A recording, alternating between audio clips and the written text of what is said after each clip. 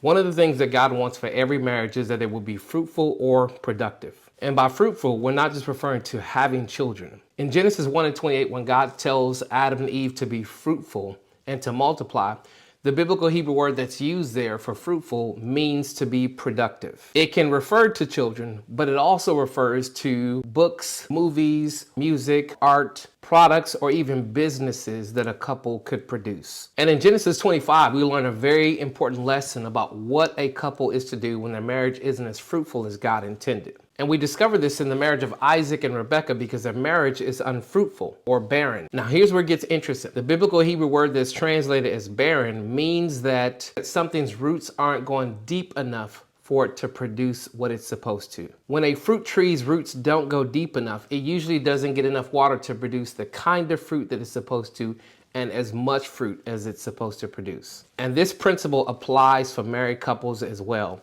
In order for your marriage to produce everything that God intended, you need to make sure that your roots go down deep enough in Him. And in Genesis 25, we see that Isaac's solution for the barrenness that he and Rebekah experienced was to pray with his wife so that their roots would go down deep enough to be able to produce what God had intended for them to produce.